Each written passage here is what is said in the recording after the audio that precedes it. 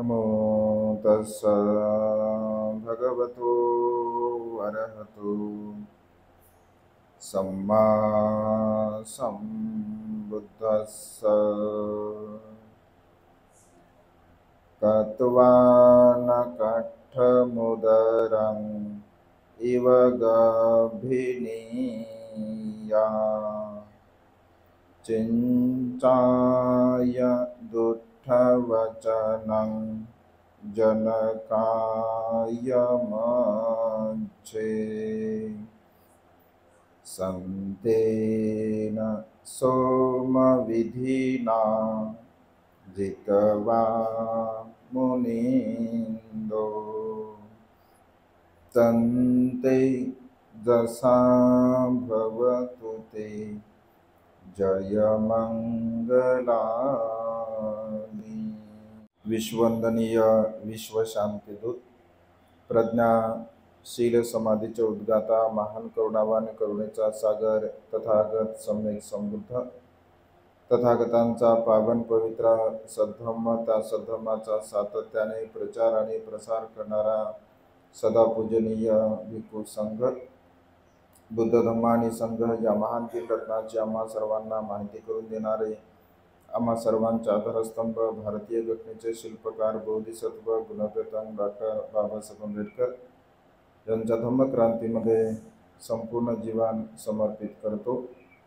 आज या मंगलमय प्रसंगी या वर्षावासाच्या पवित्र अशा कालखंडामध्ये आपल्या धम्मस्कंद बुद्धविहारामध्ये उपस्थित सर्व श्रद्धासंपन्न उपासक उपासिका त्याचप्रमाणे सातत्याने प्युरिटी ऑफ माइंड या आपल्या यूट्यूब चॅनलच्या द्वारा धम्मदेशना श्रवण करून आपल्या जीवनामध्ये महान आणि असीम असं पुण्य संपादन करणारे सर्व श्रद्धासंपन्न उपासक उपासिका आपणा सर्वांच्या प्रती अनंत अनंत मंगलकामना मंगलमंत्री भावना व्यक्त करतो व तुम्हा सर्वांच्या हितासाठी सुखासाठी आणि कल्याणासाठी तथागतांच्या श्रेष्ठ धम्मदेशनेला प्रारंभ करतो। आपण सर्वांनी शांत चित्ताने एकाग्र चित्ताने तथागतांच्या श्रेष्ठ धम्मदेशनेला श्रवण करावे ग्रहण करावे। जय मंगल अठगाथेच्या द्वारा आपण देशना श्रवण करत आहात।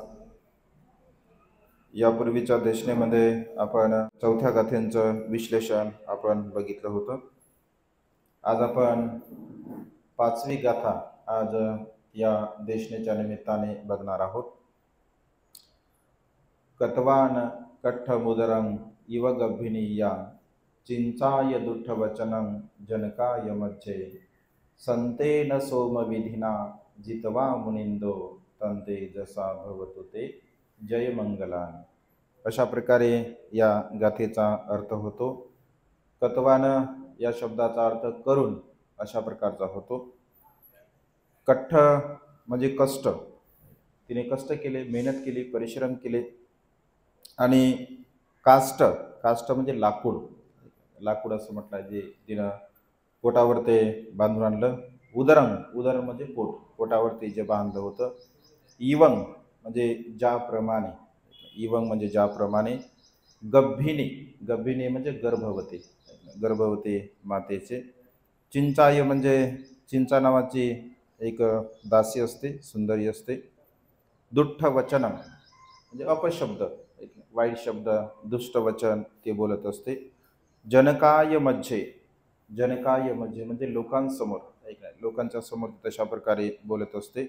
संतेन म्हणजे शांतपणे। सोमंग म्हणजे चंद्र, चंद्राप्रमाणे असं म्हटलं आहे। विधिना विधपूर्वक, जितवा जीवन घेतले। तंग तेसा म्हणजे त्या तेजाने, आणि भवतु ते म्हणजे हो, जे मंगल हो, कल्याण हो, अशा प्रकारे त्या गाथेचा अर्थ होतो। तर शब्दशः अर्थ असा आहे की स्वतःच्या उदरावर अर्थात पोटावर लाकडाचा ठोकळा काष्ट बांधून गर्भवतीप्रमाणे सोंग करणाऱ्या चिंचा या स्त्रीने सभागृहातील जनतेच्या मध्यभागी राहून तथागतांविषयी अपशब्द उच्चारले, खोटे आरोप केले। तरीही त्या स्त्रीविषयी तथागतांनी अतिशय सौम्यपणे न रागावता चंद्राप्रमाणे शांत स्वभावाच्या सामर्थ्याने त्या स्त्रीला जिंकले त्या शांती बलाच्या तेजाने बलाने आपणा सर्वांचे मंगल हो, कल्याण हो. म्हणजे भगवंतावरती तसे वेगवेगळ्या प्रकारचे आरोप झालेले आहेत. भगवंताच्या पूर्वी सुद्धा या सृष्टीमध्ये, या जम्बूद्वीपामध्ये अन्य संप्रदायाचे लोक सुद्धा होते आणि त्यांचं तत्वज्ञान सुद्धा होतं. लोकांमध्ये त्यांचा विशेष प्रभाव होता आणि विशेष लोकांमध्ये प्रभाव असल्या कारणाने जेव्हा भगवंताने सम्यक संबोधीला प्राप्त केले आणि सम्यक संबोधीला प्राप्त केल्यानंतर भगवंताची ती विशेषता असते. भगवंतामध्ये तशा प्रकारचं बल असतं आणि त्या बलाच्या द्वारा म्हणजे कारण भगवंताचं व्यक्तिमत्वच एवढं महान असते की बोधिसत्व अवस्थेमध्ये असताना सुद्धा बोधिसत्वाकडे बघून लोकांच्या चित्तामध्ये प्रसन्न भाव उत्पन्न होत असे. कारण भगवंताचं ते व्यक्तिमत्व असतं, त्या व्यक्तिमत्वाचा तो प्रभाव असतो. त्या व्यक्तिमत्वाचा प्रभाव असल्या कारणाने भगवंताच्या सहवासामध्ये जे जे लोक येत असतात म्हणजे बोधिसत्व अवस्थेमध्येच भगवंताचा ते विशेष प्रभाव होता आणि बुद्धत्व प्राप्त केल्यानंतर तर तो फार विशेष असा प्रभाव असतो आणि त्यामुळे भगवंताच्या सहवासामध्ये जे जे लोक येत असत त्या लोकांचं परिवर्तन होत असे आणि ती परिवर्तनाची म्हणजे अशा प्रकारे परिवर्तनशीलतेची लाट निर्माण झाली होती की जो व्यक्ती भगवंताला भेटत असे तो सद्धर्मामध्ये प्रतिष्ठापित होत असे. मग तो ज्ञानी व्यक्ती असेल, ज्ञानी लोक सुद्धा भगवंताकडे दीक्षित होत असत. कारण त्या काळामध्ये जसं भगवंताने धम्मदीक्षेची मोहीम म्हणजे राबवली, गया काश्यप, नदी काश्यप, उर्वेला काश्यप आणि त्याचे 1000 शिष्य जेव्हा प्रवर्जित झाले तर तेव्हा विशेष मात्र भगवंताचा प्रभाव लोकांवरती पडला. कारण हे तीनही जे बंधू होते तर त्या परिसरामध्ये वरवेला वनखंडामध्ये अत्यंत प्रसिद्ध होते. लोकमान्यता त्यांना प्राप्त झाली होती आणि लोकमान्यता त्यांना प्राप्त झाल्यामुळे जेव्हा लोकांना ही गोष्ट समजली तर विशेष प्रभाव भगवंताचा त्या लोकांवरती पडला. कारण सर्वांच्या समोर गया काश्यप, नदी काश्यप, उर्वेला काश्यप यांनी भगवंताला प्रणाम केला, वंदन केला. येशची दीक्षा झाली, येशचे 5 मित्र प्रवजित झाले, पुन्हा त्यांचे 50 ग्रामवासी प्रवजित झाले. म्हणजे अशा पद्धतीने जो भगवंताला भेटत असे तो भगवंताच्या सद्धर्मामध्ये दीक्षित होत असे. मग कोणी गुंड प्रवृत्तीचा असेल, चोर प्रवृत्तीचा असेल, एखादा अकुशल कर्म करणार असेल, वाईट कर्म करणार असेल, खालच्या दर्जाचं काम करणार असेल, सुनीत असेल, भंगी असेल, उपाली असेल, म्हणजे अशा पद्धतीने सर्वच्या सर्व स्तरातील लोक भगवंताच्या सद्धर्मामध्ये प्रवर्जित होत होते. आणि अशा प्रकारची ही परिवर्तनाची लाट जेव्हा या समाजामध्ये निर्माण झाली तेव्हा अन्य लोक मात्र भगवंताचे विरोधक बनू लागले. कारण भगवंताचा सन्मान वाढला, भगवंताला लोक भोजनाचं निमंत्रण देत असत, भगवंताला लोक चिवरदान करत असत, भगवंताला लोक विहारदान करत असत. म्हणजे अशा पद्धतीने भगवंताकडे लोकांचा ओढा अधिक होऊ लागला. अन्य जे काही तीर्थकार होते तर त्यांना योग्य प्रकारचा सन्मान प्राप्त होत नव्हता. आणि साहजिकच आहे, जर आपल्याला सन्मान प्राप्त होत नसेल, मनुष्य सन्मानासाठी जीवन जगत असतो. प्रत्येकाला असं वाटतं की मला सन्मान प्राप्त झाला पाहिजे, माझी इज्जत झाली पाहिजे, माझा रुतबा जशा प्रकारचा आहे तशाच प्रकारचा कायम राहायला पाहिजे, अशा प्रकारची भावना या मनुष्य लोकांमध्ये असते. सर्वसामान्य लोक आहेत, केवळ भगवंताचा सन्मान म्हणजे वाढू लागला होता आणि भगवंताचा सन्मान वाढू लागल्या कारणाने साहजिक आहे मनुष्याच्या जीवनामध्ये सन्मानाची भावना असते. मग सर्वसामान्य व्यक्ती आहे, केवळ त्याच्याच मनामध्ये सन्मानाची भावना आहे किंवा राहील असं नाही आहे. तर साधू संन्याशांच्या मनामध्ये सुद्धा सन्मानाची भावना असू शकते.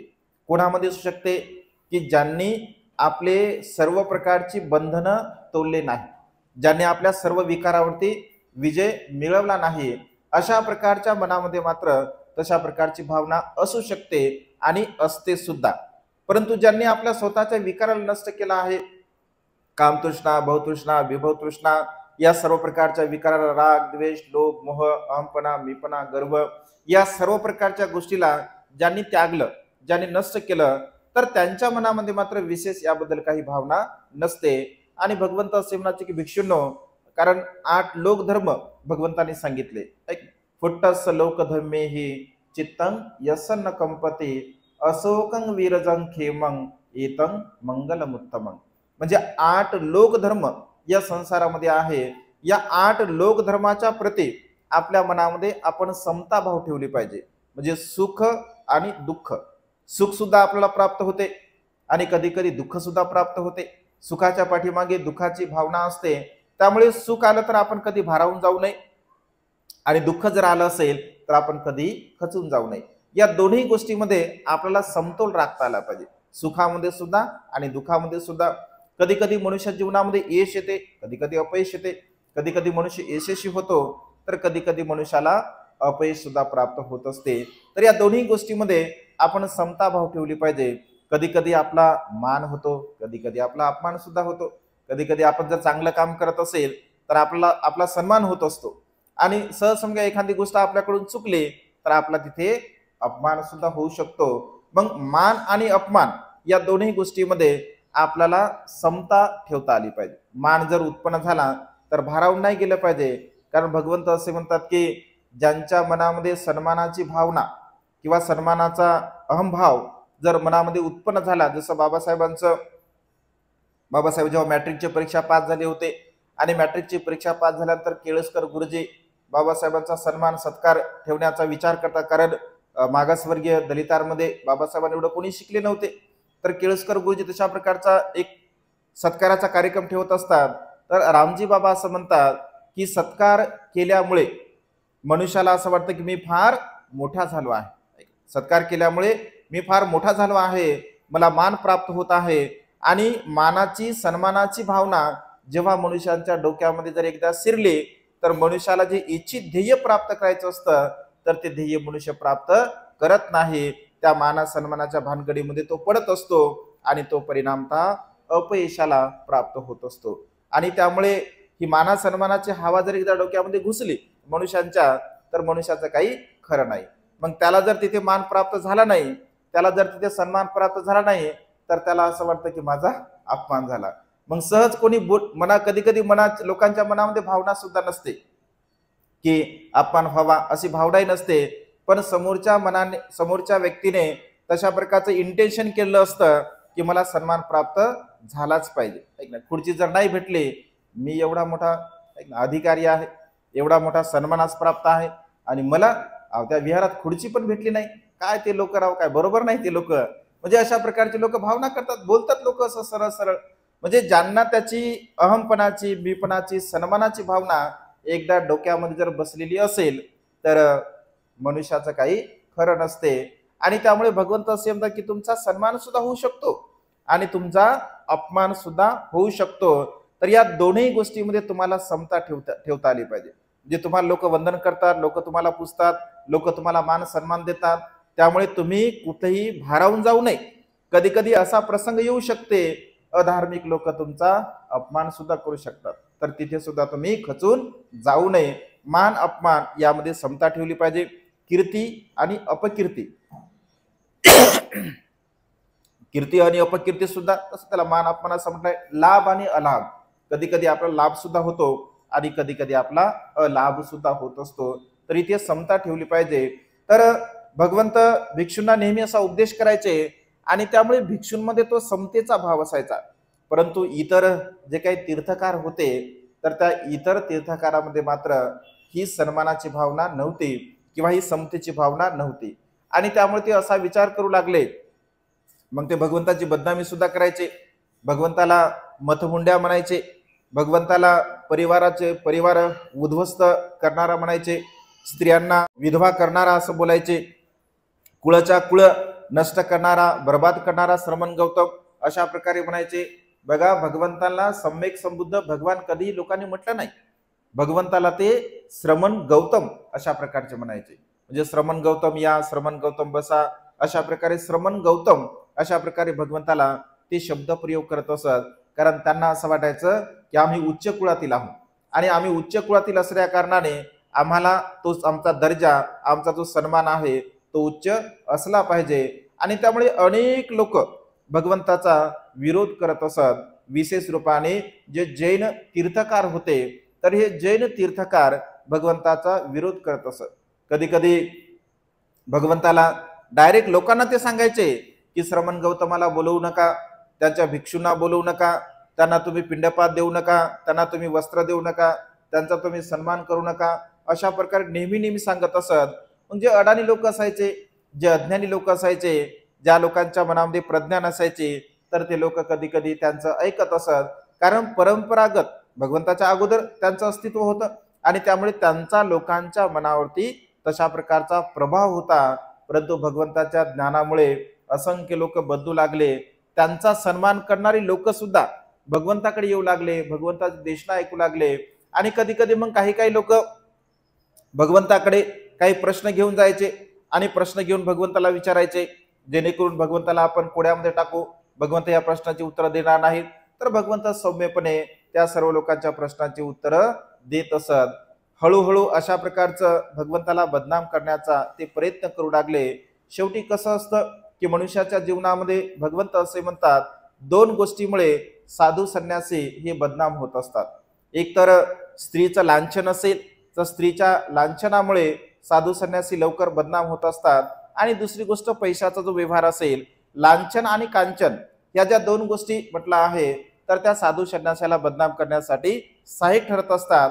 आता कांचनचा तर काही प्रश्न होता, कारण भगवंत सरळ सरळ त्या काळामध्ये सोने नाणे रुपे चांदी हिरे मोती काय स्वीकार करत नव्हते, कारण ऑलरेडी सगळ्या काही व्यवस्था उपलब्ध होत्या। एक ना, राजे महाराजे होते, श्रेष्ठी होते, महाश्रेष्ठी होते, जे जे काही उपलब्धता होती ती सर्वच्या सर्व उपलब्धता उपासक लोक करून देत होते। त्यामुळे त्या काळामध्ये भगवंताला कुठल्याही प्रकारचं असं सोनं पैसा वगैरे जमा करण्याची काही गरज नव्हती, किंवा विहार निर्माण करण्याची काही भगवंताला गरज नव्हती। आता परिस्थिती मात्र वेगळी आहे, नाही तर मग लोक म्हणतात आता भंतीची वर्षावाद झाला, आता निघून जा आमच्या विहारातून, असं लोक म्हणतात आज। म्हणजे वर्तमान काळामध्ये अशी परिस्थिती आहे। लोकांना असं वाटतं विहार म्हणजे आपली मालकी हक्क, ना विहार म्हणजे आमच्या नगरापुरती आमची मालकी हक्क आणि आमचंच विहार, म्हणजे आमचंच नाव, आमचंच विहार, आमचंच सगळं, असं लोकांना वाटतं। तुम्हाला नाही म्हणत बापा, हे म्हणजे सगळ्या महाराष्ट्रामध्ये ही गोष्ट आहे, तुम्ही मसाला बाबा ते आम्हालाच म्हणाले, असं बिलकुलच नाही आहे, है की नाही? हे सगळीकडेच परिस्थिती अशीच आहे। म्हणजे सगळीकडे आपण म्हणतो ना, पळसाला पान कुठेही तीनच पानं असतात, त्याच्यामुळे सगळीकडे सारखंच आहे। आणि लोकांना असं वाटते बघा की आमचं मालकी हक्क आहे, आमचा आहे, असा आहे। पण भगवंताच्या काळात तसं काही होत नव्हतं, आणि त्यामुळे जुन्या भिक्षूंना फार म्हणजे त्या प्रसंगाला समोर जावं लागलं। आम्ही सुद्धा ते अनुभव घेतलेला आहे। असं प्रसंग जीवनामध्ये बघा येत असतात, तर मग ठेच लागली की मनुष्य शहाणा होत असतो, आहे की नाही? एकदा ठेच लागली की पुन्हा मनुष्य शहाणा होतो। आणि मग अनेक लोक श्रद्धा संपन्न उपासक असतात, श्रद्धा संपन्न उपासकाच्या द्वारा भिक्षू लोक दान गोळा करतात, मग जमिनी घेणे, स्वतः विहार निर्माण करणे, भिक्षूंच्या ट्रस्टी करणे, मग अशा पद्धतीने स्वतःचं अस्तित्व निर्माण करतात।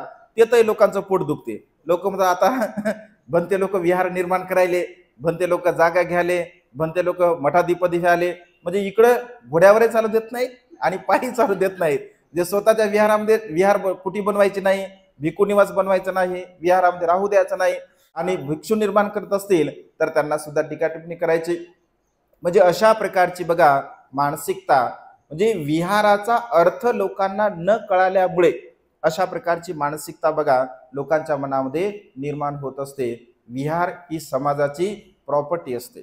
भगवंताच्या काळामध्ये बघा अनाथ पिंडकाने 54 करोड रुपये खर्च करून विहार निर्माण केलं, आणि भगवंताच्या हातावरती पाणी सोडलं की भगवान हे संपूर्ण विहार मी आपणास दान करत आहे।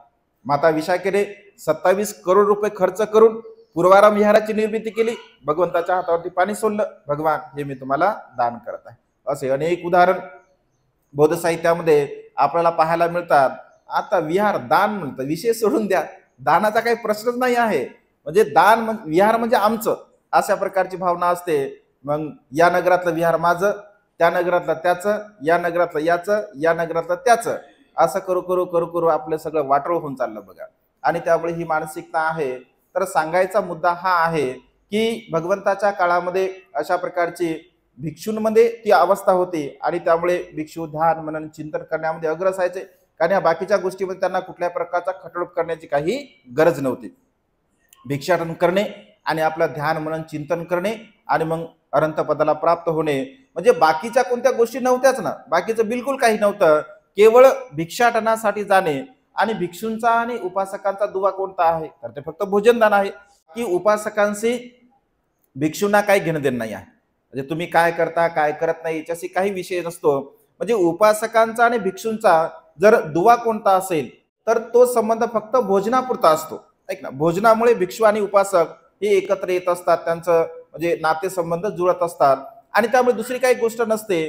तर भगवंताच्या काळामध्ये भिक्षू लोक भिक्षाटन करायचे, निमंत्रण असेल तर निमंत्रण स्वीकारायचे आणि भोजन झालं की आपल्या एकांत स्थळी जायचे, ध्यान म्हणून चिंतन करायचे, अशा पद्धतीची परिस्थिती असायची. आता वर्तमान काळामध्ये मात्र भिन्न आहे. येणाऱ्या काळामध्ये तशी परिस्थिती निर्माण होऊ शकते. आपण आशावादी राहिलं पाहिजे. आणि त्यामुळे भिक्षूमध्ये हा भाव असायचा, तर भिक्षू कधी कोणाचा विरोध करायचे नाही. म्हणजे अन्य तीर्थकार भगवंताचा विरोध करायचे, भिक्षूंचा विरोध करायचे, परंतु भगवंताने कधीही उपासकांना असं म्हटलं नाही. म्हणजे भिक्षून भगवंताकडे उपासक यायचे, अन्य तीर्थकार यायचे आणि सांगायचे की भगवान तुमच्याबद्दल हे असं असं बोलले, तुमच्याबद्दल ते तसं तसं बोलले. भगवंत त्याबद्दल कुठल्याही प्रकारची प्रतिक्रिया देत नसत. भगवंत म्हणायचे जिथे तुमची पहिली श्रद्धा होते तिथे पुन्हा तुम्ही श्रद्धा ठेवली पाहिजे, त्यांना तुम्ही भिक्षा दिली पाहिजे, त्यांना तुम्ही दान दिलं पाहिजे. म्हणजे सर्वांच्या प्रती समान भाव भगवंताच्या मनामध्ये होता. अगदी तीर्थकारांच्या संदर्भामध्ये सुद्धा भगवंत असे म्हणायचे की त्यांचा तुम्ही अगोदर सन्मान करत होते ना, तर आता सुद्धा तुम्ही त्यांचा सन्मान करा. तुम्ही त्यांना बिलकुल त्रास देऊ नका किंवा तुमच्या घरचा जो हात आहे तर तो तुम्ही आखडता घेऊ नका. म्हणजे तुम्ही जे दान देत होते त्यांना, तर तुम्ही त्यांना दान देणं बंद करू नका. मग ते लोक विचार करायचे हे असं बोलतात उलट, पण भगवंत तर म्हणतात की सगळ्यांना दिलं पाहिजे. भगवंत तर कधी यांच्याबद्दल बोलत नाहीत आणि त्यामुळे लोकांच्या मनामध्ये भगवंताच्या प्रती अधिकच सन्मान वाढत असे. तर अनेक प्रकारचे प्रयास बघा केले गेले आणि शेवटी एका प्रसंगी त्याने असं ठरवलं की भगवंताचा आता फारच सन्मान वाढत आहे, तर भगवंताला आपण बदनाम केलं पाहिजे. मग काय केलं पाहिजे, तर चिंचा नावाची एक अत्यंत सुंदर स्त्री असते, श्रावस्तीमध्ये ती राहत असते. आणि श्रावस्तीमध्ये राहत असताना ते जैन तीर्थकार म्हणजे अत्यंत बेचैन असतात, दुःखी असतात, कष्टी असतात. आणि ती चिंचा जी असते तर अन्य तीर्थकारांचा सन्मान करणारी असते, ती त्यांना मानणारी असते, त्यांना पूजणारी असते. जेव्हा ती जात असते तर हे नाराज बसलेले असतात म्हणजे त्यांच्या आश्रमामध्ये. तर ती विचारते की आपण असे नाराज का आहात, आपण असे दुःखी का आहात. तर ते म्हणतात की तुला समजत नाही का, तुला माहिती नाही का, इथे श्रमण गौतमांचं वर्चस्व वाढत आहे, आमचं वर्चस्व पूर्णपणे कमी होत आहे, आमचा मान सन्मान कमी होत आहे, आम्हाला कुठल्याही प्रकारचा मान सन्मान प्राप्त होत नाही आहे आणि आमचं वर्चस्व हळूहळू पूर्णपणे नष्ट होत आहे. तेव्हा चिंचा म्हणते मी काय करू शकतो, आपल्यासाठी मी काय करू शकतो. तर ते सांगतात की चिंचा तू जे करू शकते ते अन्य कोणीही करू शकत नाही. मग ती म्हणते मी काय केलं पाहिजे, तर मग तिला तशा प्रकारचा ते प्लॅन समजावून सांगतात की तुला अशा अशा प्रकारचं करावं लागेल. जर तू तसं केलं श्रवण गौतमावरती, जर तू अशा प्रकारचं लांछन लावलं तर त्याचा मान सन्मान पूर्णपणे नष्ट होईल, बंद होईल आणि मग आमचा मान सन्मान वाढेल. अशा प्रकारे ते जैन तीर्थकार चिंचा नावाच्या एका मानविकेला, एका स्त्रीला सांगत असतात. मग ती चिंचा मानविका जेव्हा श्रावस्तीमधील लोक संध्याकाळच्या प्रहरी भगवंताचं वंदन करण्यासाठी येत असत, देशना श्रवण करण्यासाठी येत असत आणि देशना संपल्यानंतर ते घराकडे आपल्या जात असत. जेव्हा लोक घराकडे जायचे तेव्हा ती विहाराकडे जात असे आणि लोक विचारायचे की तू आता कुठे जात आहे. लोक विचारायचे तिला की तू आता कुठे जात आहे, आता तर देशना वगैरे संपलेली आहे. तर ती म्हणायची की मला श्रवण गौतमाकडे काहीतरी काम आहे. आणि पुन्हा सकाळच्या प्रहरी जेव्हा उपासक हातामध्ये पुष्प फुलं वगैरे घेऊन भगवंताची पूजा करण्यासाठी जायचे, तर ती बरोबर जेव्हा उपासक यायचे अगदी त्याच वेळेमध्ये ती विहारामधून बाहेर येत असे. आणि मग लोक विचारायचे चिंचा तू कुठे गेली होती, तर ती सांगायची श्रवण गौतमाच्या निवासामध्ये रात्रभर होते. तर लोक विचार करायचे की रात्रभर श्रवण गौतमाच्या निवासामध्ये ही राहते. तर पहिल्यांदा झालं, दुसऱ्यांदा झालं, तिसऱ्यांदा झालं. म्हणजे कधी कधी कसं असतं, एखादी खोटी गोष्ट जरी असेल आणि पुन्हा पुन्हा पुन्हा पुन्हा जर ती गोष्ट होत असेल तर मनुष्याच्या मनामध्ये कुठेतरी शंका कुशंका निर्माण होत असते. आणि जे अज्ञानी लोक असतात, जे लोक ज्ञानी नसतात, प्रज्ञावान नसतात, तर अशा प्रकारच्या लोकांमध्ये कधी कधी तो भाव सहज उत्पन्न होतो आणि मग जे अज्ञानी लोक होते तर ते विचार करू लागले, ते चिंतन करू लागले, अरे ही रात्री जाते, ती सांगते की मी रात्रभर श्रमण गौतमाकडे होते आणि सकाळी येते पुन्हा संध्याकाळी जाते, असं ते विचार करतात. पण जे धार्मिक होते, जे श्रद्धावान होते, बुद्धांवर त्यांचा विश्वास होता, ते लोक असं म्हणायचे पूर्णपणे खोटं बोलत आहे, अशा प्रकारचा त्यांच्यावरती विश्वास नसायचा. आणि अशा प्रकारचं जवळपास 8 ते 10 दिवसापर्यंत असं ती करत असते. रात्रभर ती जैन जे काही त्यांचं आश्रम असते तर त्या आश्रमामध्ये ती राहत असते आणि सकाळी सकाळी येत असते. 8-15 दिवस अशा प्रकारचे केल्यानंतर तर अशा पद्धतीने तर चिंचेला मग सांगत असतात की तू अशा अशा प्रकारे कर, आणि मग ते ठरवतात की कसं भगवंताला बदनाम करायचं. मग काही दिवस 8-10 दिवस समजा ते प्रसंग झाला. तो प्रसंग झाल्यानंतर मग विशिष्ट प्रकारे काही जे कीटक असतात त्या कीटकाच्या द्वारा ते आपल्या शरीरावरती त्या कीटकाला डसण्यासाठी सांगत असते. त्यामुळे शरीर थोडंसं म्हणजे फुलत असते, जाड होत असते, आणि शरीर तिचं जाड झाल्यानंतर अशा प्रकारे ती आपल्या पोटावरती एक काष्ठ म्हणजे लाकडाची जी पाटी असते तर ती लाकडाची पाटी आपल्या पोटावरती बांधते आणि त्याला आतून दोरीने बांधून घेत असते. दोरीने बांधून घेतल्यानंतर जेव्हा भगवंताची धर्मसभा असते, कारण संध्याकाळी रोज भगवंत उपदेश करत असत आणि रोज भगवंत उपदेश करत असल्याने बरोबर त्या उपदेशाच्या दिवशी ती पुन्हा धर्मसभेमध्ये जात असते. धर्मसभेमध्ये गेल्यानंतर ती बोलते की श्रमण गौतम, आपला उपदेश तर अत्यंत कल्याणकारी आहे, आपण खूप चांगल्या प्रकारचा उपदेश करता, लोकांना तुम्ही दुःखमुक्तीच्या मार्गाकडे घेऊन जात असता, हे सर्व काही ठीक आहे. परंतु जे माझ्या गर्भामध्ये असणारं जे बाळ आहे, जे माझ्या गर्भामध्ये असणारं बाळ आहे, तर या गर्भामध्ये असणाऱ्या बाळाची तुम्ही काहीतरी व्यवस्था केली पाहिजे. तुम्ही स्वतः जर व्यवस्था करू शकत नसाल तर तुम्ही तुमची महाउपासिका आहे विशाखेला तुम्ही सांगू शकता, तुमचे महाउपासक अनाथपिंडक आहे त्यांना तुम्ही सांगू शकता, नाहीतर तुम्ही राजांना सुद्धा सांगू शकता.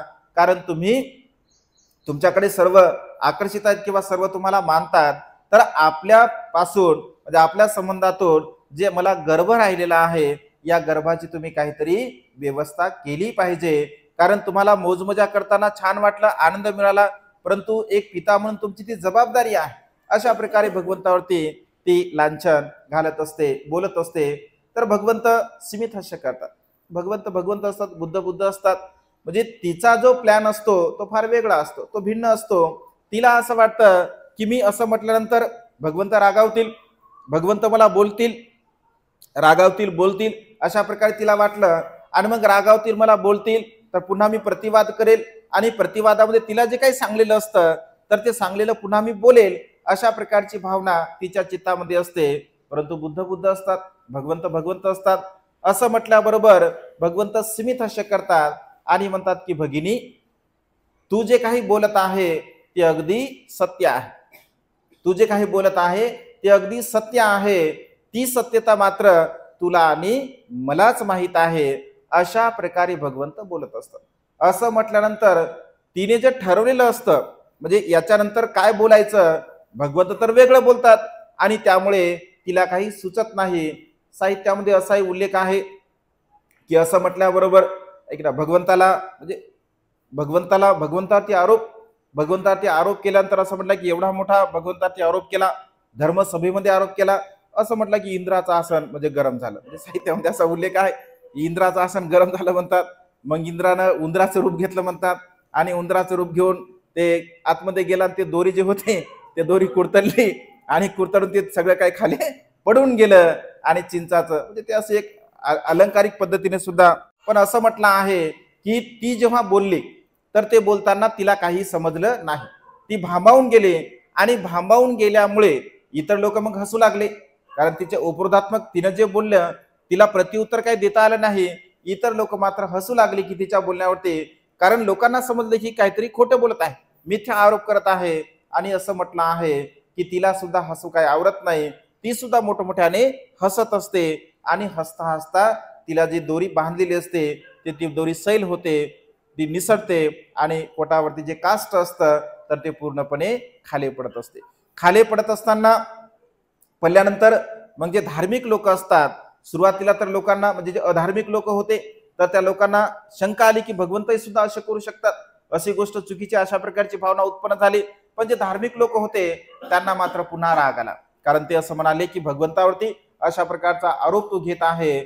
आणि लोकांचा राग, भगवंत सांगत होते की तुम्ही तिला काही मारू नका, तिला तुम्ही बोलू नका, परंतु लोकांचा राग मात्र अनावर होत असतो आणि लोक तिला मारत असतात. लाथाबुक्याने तिला लोक मारतात, धर्मसभेच्या बाहेर घेऊन मारल्यानंतर असं म्हटलं की त्यामध्ये ती मृत्यूला प्राप्त होत असते आणि दुर्गतीला प्राप्त होते. मग दुर्गतीला ती प्राप्त होते कारण भगवंतावरती आरोप केला, प्रत्यक्ष सम्यक संबुद्धावरती आरोप केला आणि प्रत्यक्ष सम्यक संबुद्धावरती आरोप केल्यामुळे ती नरक गतीला प्राप्त होते असं म्हटलं आहे.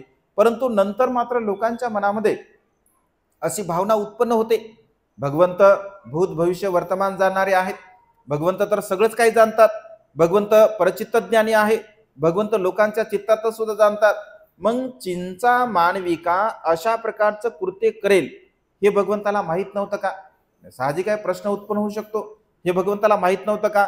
जर भगवंताला हे माहित असतं तर भगवंताने सांगायला पाहिजे होतं की हिला तुम्ही रोका, ऐक ना, हिला बाहेरच थांबवा, कारण ही अशा प्रकारचा आरोप करणार आहे. तर अशा प्रकारची चर्चा विमर्श झाल्यानंतर लोकांमध्ये ही भावना उत्पन्न होत असते, लोकांमध्ये हा वाद उत्पन्न होतो. तर भगवंत तिथे येतात, भिक्षूंमध्ये सुद्धा हा वाद उत्पन्न होतो आणि भिक्षू सुद्धा चर्चा करतात. तर भगवंत असे म्हणतात की भिक्षूंनो, हे जे तुम्ही वाद करत आहात, विवाद म्हणजे चर्चा करत आहात, तर हे मला माहित होतं, हे मला माहित होतं की असं होणारच होतं. चिंचा मानविका सभेमध्ये येणार होते, माझ्यावरती आरोप करणार होते, ह्या सर्व काही गोष्टी मला माहित होत्या. परंतु तिने जे काही कृत्य केलं आहे ते तिने केलेलं कृत्य हा माझ्या कर्माचा विपाक आहे, हा माझ्या कर्माचा परिणाम आहे. कारण या संसारामध्ये केलेले कर्म मनुष्याला कधीही सुटत नाही.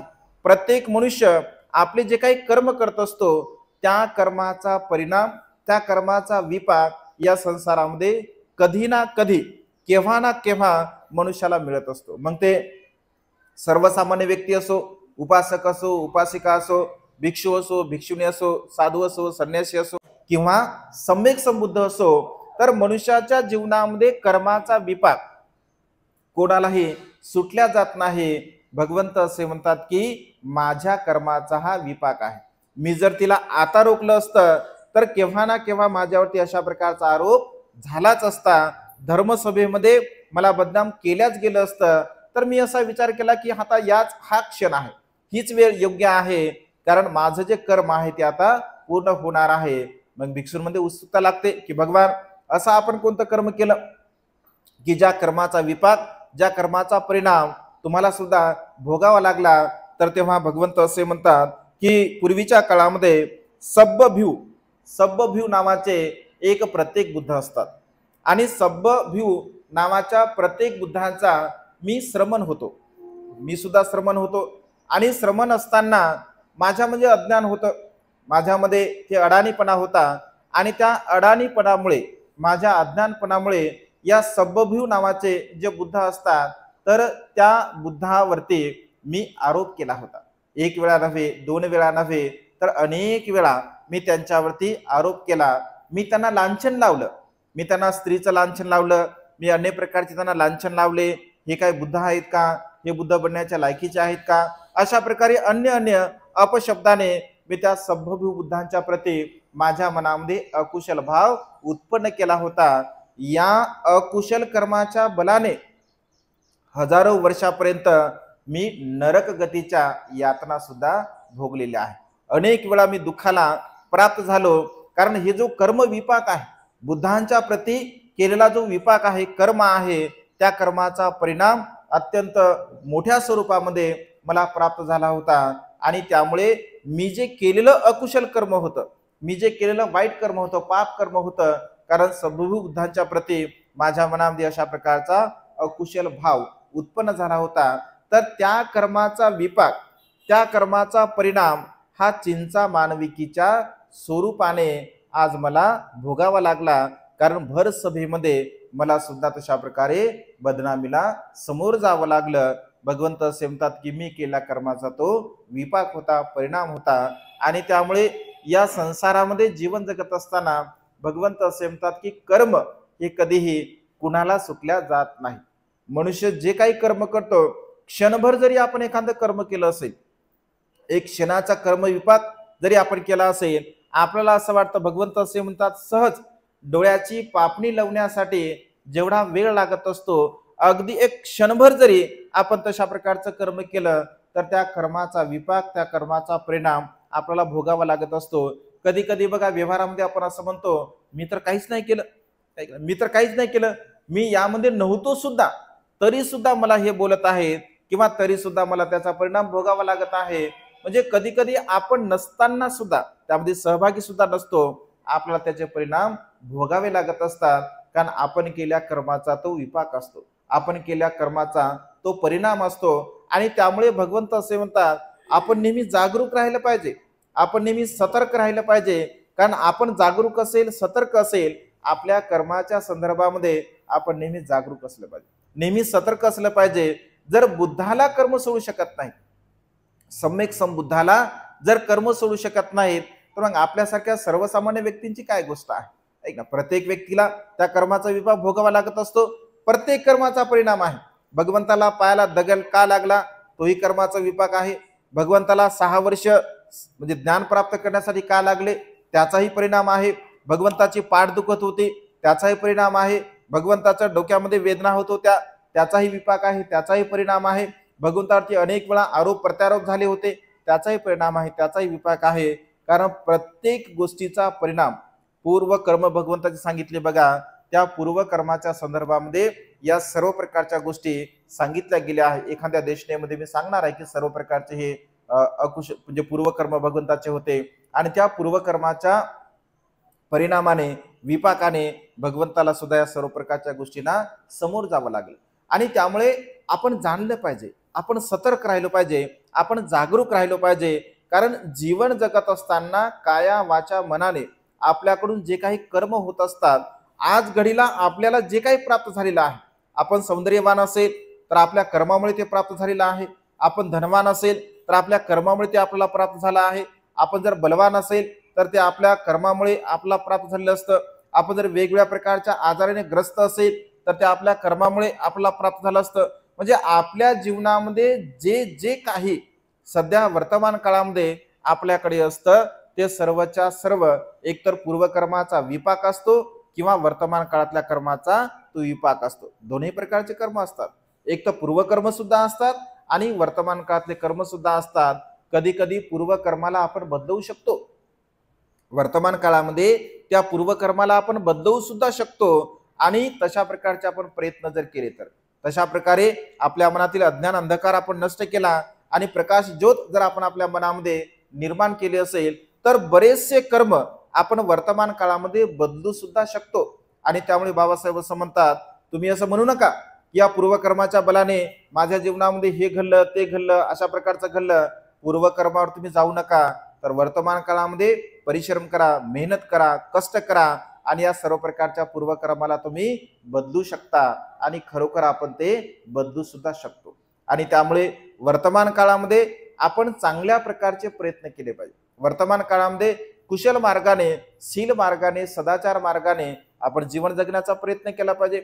आज घडीला जर तुम्ही चांगल्या प्रकारचं कर्म करसाल तर वर्तमान काळ तुमचा सुखपूर्वक होऊ शकतो. एक क्षणभर आपण असं गृहीत धरूया, मृत्यूच्या नंतर सुगती दुर्गती कोणी पाहिली? एक क्षणभर असा विचार करू आपण की मृत्यूच्या नंतर कोण पाहिलं? नाही पाहिलं तर नाही पाहिलं. पण आज घडीला जर आपण समजा चांगले कर्म केले, कुशल कर्म केले, पुण्यकर्म केले, तर किमान वर्तमान काळ तर आपल्याला सुखात जाईल. वर्तमान काळात जर आपण चांगल्या प्रकारचे जीवन जगेल, मृत्यूच्या नंतर जे होईल ते होईल, पाहून घेऊ जे होईल ते. परंतु भगवंत असे म्हणतात, किमान वर्तमान काळामध्ये तुम्ही जर चांगल्या प्रकारचे कर्म केले, कुशल कर्म केलं, पुण्यकर्म केलं, आपल्या स्वतःच्या चित्ताला परिशुद्ध करण्याचा जर तुम्ही प्रयत्न केला, तर नक्कीच वर्तमान काळ मात्र तुमचा सुखपूर्वक जाऊ शकतो. आणि त्यामुळे वर्तमान काळाला सुखपूर्वक जीवन जगण्यासाठी आपण वर्तमान काळातले आपले कर्म सुधारण्याचा प्रयत्न केला पाहिजे. जर वर्तमान काळामधले कर्म जर तुम्ही सुधारण्याचा प्रयत्न करत असाल, तर नक्कीच तुमचं जीवन हे दुःखमुक्तीच्या मार्गाकडे वाटचाल करण्यासाठी तुम्हाला सहाय्यक ठरत असते. आणि त्यामुळे सातत्याने आपल्या कायेचे कर्म, आपल्या वाचेचे कर्म आणि आपल्या मनाचे कर्म आपण परिशुद्ध करण्याचा प्रयत्न केला पाहिजे। रोज आणि रोज आपण चिंतन मनन आपल्या कर्माच्या संदर्भामध्ये आपण केलं पाहिजे, कारण जो मनुष्य रोज स्वतःच्या कर्माच्या संदर्भामध्ये चिंतन मनन करत असतो तर तोच मनुष्य खऱ्या अर्थाने सुखाच्या मार्गाने वाटचाल करत असतो। आणि त्यामुळे चिंचा मानविकीने जो भगवंताला आरोप केला होता, तर वर्तमान काळामध्ये बघा तिने अशा प्रकारचं अकुशल कर्म केलं, वाईट कर्म केलं, पाप कर्म केलं, म्हणजे दुसऱ्याच्या सांगण्यावरून अशा प्रकारचं तिनं कर्म केलं।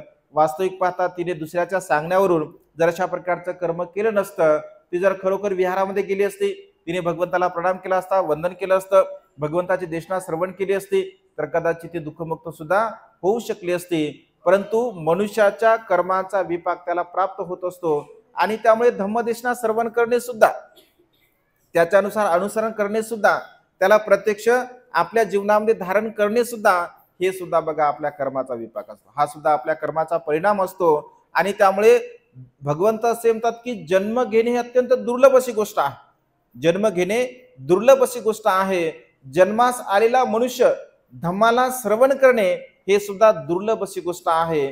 धम्माला श्रवण करून त्यानुसार जीवन जगणे हे सुद्धा दुर्लभ अशी गोष्ट आहे। कारण अनेक लोक या संसारामध्ये जन्मास येतात बघा, लाखो लोक, हजार लोक, करोड लोक, अब्ज लोक या क्षणी प्राण्यांची हिंसा करत असतील, या क्षणी चोरीचं कर्म करत असतील, या क्षणी अकुशल कर्म करत असतील, कधी खोटं बोलत असतील, निंदानास्ती करत असतील, चाड चुगली करत असतील, व्यर्थ बडबड करत असतील, या क्षणी अब्ज लोक व्यसनेमध्ये धुंद असतील, म्हणजे अशा प्रकारे असंख्य लोक बघा वेगवेगळ्या प्रकारच्या कर्मामध्ये सदा व्यस्त असतील। परंतु मोजके लोक जे ज्ञानी असतात, जे प्रज्ञावान असतात आणि ज्यांना असं वाटतं की माझं जीवन मी काहीतरी सुखाच्या मार्गाने जगण्याचा प्रयत्न केला पाहिजे, तर ते लोक धम्मचिंतनामध्ये आपला वेळ रममान करत असतात। आणि धम्मचिंतनामध्ये रममान केलेला वेळ आपल्या जीवनामध्ये सदा सर्व काळ सार्थक ठरत असतो। आणि त्यामुळे सातत्याने आपल्या जीवनामध्ये जी मिळालेली संधी आहे, त्या मिळालेल्या संधीचा